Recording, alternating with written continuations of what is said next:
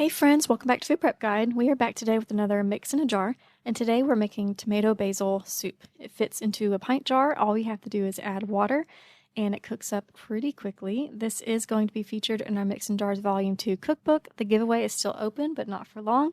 Go ahead and enter if you haven't already. The link is in the description box. Okay, so we're going to start with tomato powder. That's going to be the base of this recipe. I don't have a garden this year. If you're new to the channel, we are completely rebuilding our garden, so I purchased it and I'm very happy with the quality of this brand. I'll have it linked in the description box below, but you need half a cup of tomato powder. The next ingredient is going to be your choice of sun-dried tomatoes, dehydrated, or tomato flakes. We put up both of these from the garden. Just note that these sun-dried tomatoes, which I'm choosing to go with here because I really need to get rid of this jar. This was from 3 years ago, I think. It's just that they are fully dehydrated and not stored like in oil. But sun-dried tomatoes work really nicely in this recipe. Okay, next ingredient is going to be potato flakes. And this is one way that we're going to get a somewhat thicker style soup. It is still a little bit thin, but definitely not as thin as it could be. This is going to bulk it up pretty good, and you need 2/3 cup of mashed potato flakes. The next ingredient is going to be milk powder. This is how we're going to get our dairy without adding heavy cream at the end, but you certainly still can. Sometimes I still add a little splash of heavy cream right at the end. You need half a cup of milk powder. Every now and then you'll want to shake down the jar because this does fill up an entire pint jar all the way to the brim. So the next ingredient is either arrowroot powder like I use here or cornstarch. You need 2 tablespoons. This is again going to be a thickening agent working alongside the potato flakes to make our soup not so thin. Next ingredient is going to be mixed onion, dried minced onion. You need 2 tablespoons. If you would prefer to use onion powder, you can use 1 tablespoon of onion powder. Next ingredient is going to be our basil. I do prefer freeze-dried basil. If you don't have that, you can certainly use dehydrated basil. You'll need 2 tablespoons. I typically don't measure. It's just however basil-y you want your soup to taste. But I do crush up the leaves before placing them in the jar, whether it's dehydrated or freeze-dried. Next ingredient is sugar, and this is going to help kind of cut some of the acidity of the tomato powder, which gets even more concentrated in tomato powder form. So you need 1 tablespoon of sugar. Next is going to be 1 tablespoon of chicken bouillon powder. This can be store-bought or homemade. We made this in a previous video. I will link that down in the description box. We made chicken bouillon and beef bouillon, but you need 1 tablespoon of chicken bouillon or chicken broth powder.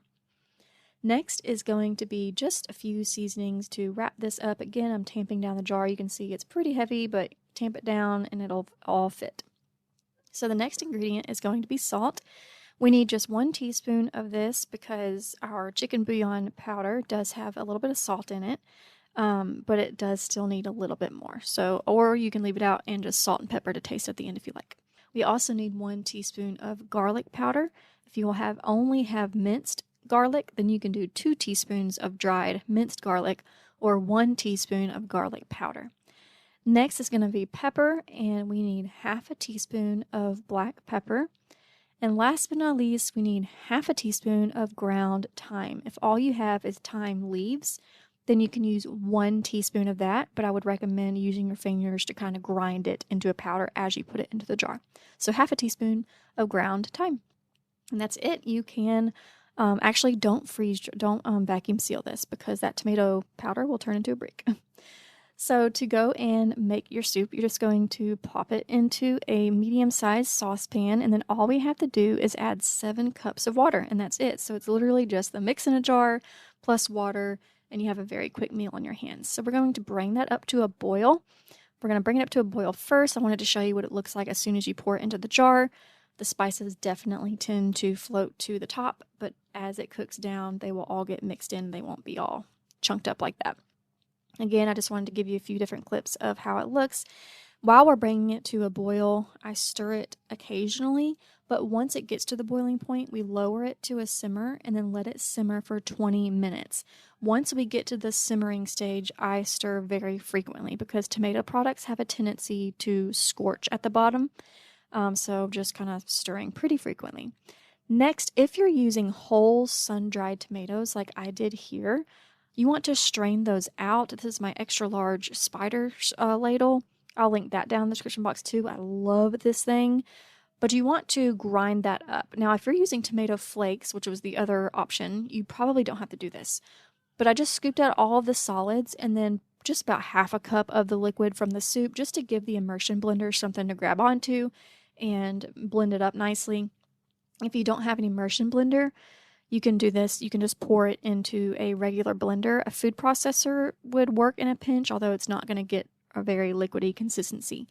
This is going to also help thicken this soup, but it's also just going to prevent those big chunks of sun-dried tomatoes. If you like that texture, then by all means skip this step and just have your chunky potato, did I say potatoes earlier? Tomatoes. But then just add those back to the pot and stir it in, and it's ready to serve. So 20 minutes total of simmer time. Here's what the finished product looks like. It is a soup, not a stew, so it is pretty thin, but it's made a good bit not as thin thanks to the arrowroot powder and the potato flakes. That's all for today. I hope you enjoy. If you have not entered the giveaway, the link is below, or you can comment tomato soup and I'll send you the link directly there. Bye!